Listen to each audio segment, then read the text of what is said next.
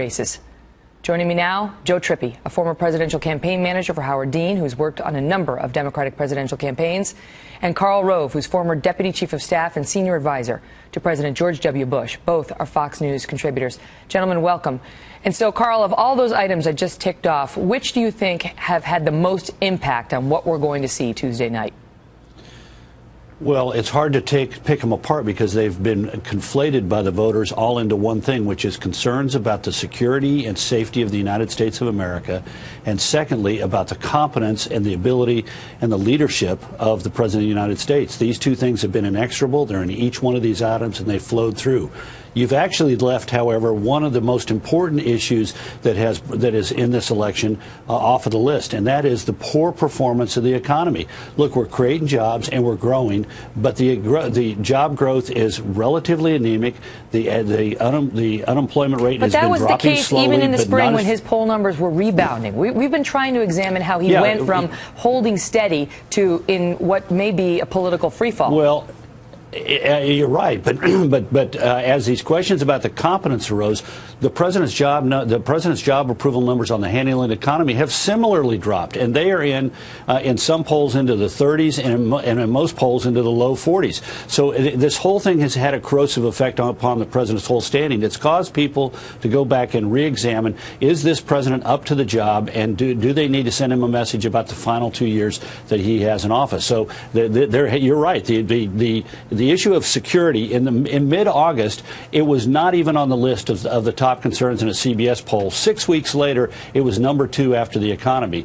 But the economy has continued to be weak and underperforming. People's concerns about their jobs and their paychecks have now become a part and parcel of this question of, is the president up to the job? Joe, is he a victim of circumstance, he and Democrats with him, a victim of circumstance or a victim of his and their own policies?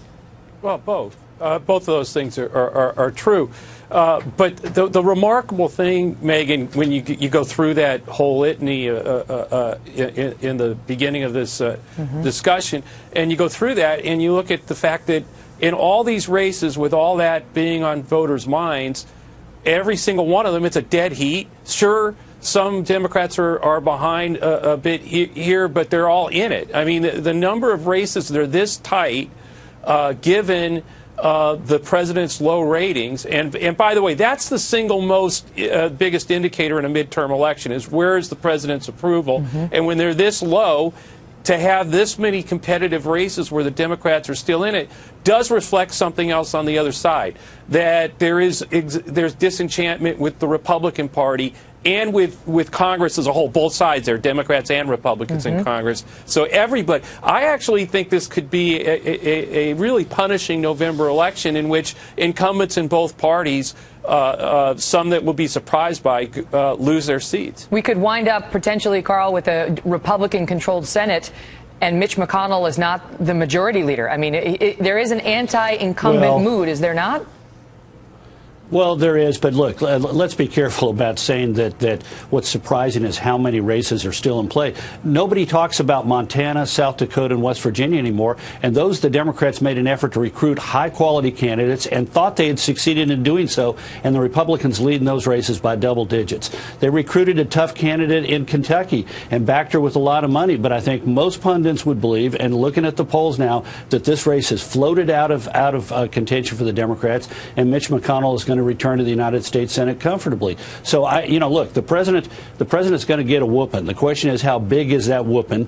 And his party is going to suffer in the Senate. And the question is, are they going to wake up after the election with 48, 49, 47, 50, or 51? And I think most people, all of the major news organization models, from Huffington Post to the Washington Post, from the New York Times to 538.com, all predict a Republican takeover of the Senate, starting with, I think, the lowest number is 63%, all the way up into the 90s. So there are a large number of races out there that are to be settled.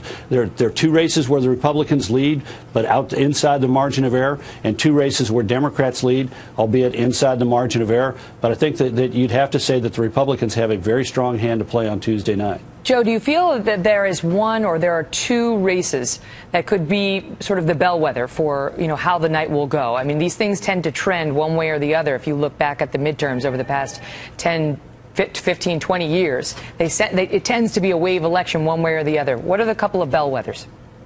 Well, I mean, I would look at Kentucky. It's going to be one of the first states whose polls close, and if that is a tight race, if McConnell is in trouble there, then I would say, look, it could be more what I'm saying, an